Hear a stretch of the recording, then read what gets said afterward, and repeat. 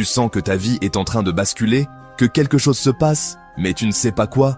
Rejoins-moi alors que je me lance dans un défi, te révéler si un miracle est vraiment en préparation dans ta vie. Et si ce sentiment étrange que tu ressens était le signe que Dieu prépare quelque chose de grand pour toi. Accroche-toi, parce que ce message pourrait bien confirmer ce que ton cœur pressent déjà. Premier signe. Tout semble s'effondrer autour de toi. Ça peut paraître contradictoire, mais c'est souvent dans le chaos que Dieu agit le plus puissamment. Il y a des jours où la vie semble figée, bloquée dans une routine.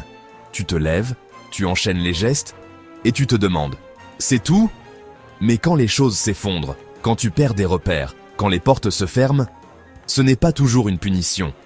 C'est parfois une réinitialisation divine. Dieu retire ce qui t'empêche d'avancer, pour faire place à quelque chose de nouveau. Souviens-toi, avant la résurrection, il y a eu la croix. Deuxième signe. Tu ressens une agitation intérieure inexplicable.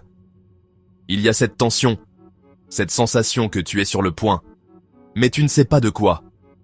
Ce feu intérieur qui brûle en silence. Ce désir de transformation qui s'allume à chaque déception, à chaque rêve inachevé. Ton esprit ne trouve pas le repos. Tu pries, tu cherches, tu pleures parfois, mais quelque chose en toi te pousse à rester éveillé. C'est l'Esprit de Dieu qui te prépare. C'est comme une femme enceinte. Elle sent les contractions avant la naissance. L'agitation que tu ressens n'est pas un trouble. C'est un signal. Dieu te dit « Prépare-toi, je suis en mouvement ». Troisième signe, tu es tenté de tout abandonner. Écoute bien, l'ennemi attaque le plus fort juste avant l'accomplissement. Quand tu es à 2 doigts du miracle, c'est souvent là que tu veux baisser les bras. Tu es fatigué. Tu te demandes si ça vaut encore le coup. Tu te dis « Et si je m'étais trompé ?» Mais laisse-moi te dire ceci, la plus grande attaque précède souvent la plus grande victoire. Parfois, ce sont les plus petites frustrations qui déclenchent les plus grandes métamorphoses. Une conversation, un livre posé par hasard, un échec qui nous oblige à revoir tout notre plan. Ne lâche pas maintenant. Le fait même que tu sois tenté d'arrêter est peut-être le plus clair des signes. Tu es à un souffle de la percée. Tu connais peut-être cette personne enfermée dans un job 9, 17, rêvant de vivre de sa passion. Ça semblait impossible, jusqu'à ce qu'elle ose. Elle a affronté ses peurs, travaillé dur, et aujourd'hui, elle vit cette vie qui semblait hors de portée.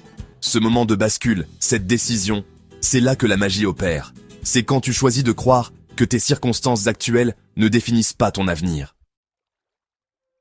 Et si je te disais que le pouvoir de larguer les amarres est déjà en toi, que le miracle que tu attends ne va pas t'arriver, mais va naître à travers toi? Changer radicalement de vie commence souvent par changer d'état d'esprit, croire au miracle, voir les possibilités cachées, comprendre que chaque fin peut être un commencement. Tu n'es pas juste un spectateur dans cette histoire, tu es un acteur. Alors, si tu reconnais ces signes dans ta vie, le chaos, l'agitation intérieure, l'envie d'abandonner, ne panique pas, ne doute pas. Un miracle est en train de se préparer. Et Dieu t'invite à tenir bon, à lui faire confiance jusqu'au bout. Il ne t'a pas oublié. Il est en train de poser les fondations d'une œuvre que tu ne peux même pas encore imaginer. Et ton prochain chapitre pourrait être miraculeux. Alors aujourd'hui, je veux te lancer un défi. Ouvre les yeux sur les petits miracles dans ta vie, aussi discrets soient-ils, et rappelle-toi, tu n'es pas juste un spectateur dans cette histoire. Tu es un acteur. Si tu reconnais au moins un de ces signes dans ta vie, écris en commentaire « Mon miracle est en préparation » et partage cette vidéo à quelqu'un qui a besoin d'espoir. Abonne-toi si tu veux plus de contenu comme celui-ci pour nourrir ta foi au quotidien. Dieu n'a pas fini d'écrire ton histoire. Et le meilleur est peut-être pour bientôt. À très bientôt. Et que Dieu te bénisse.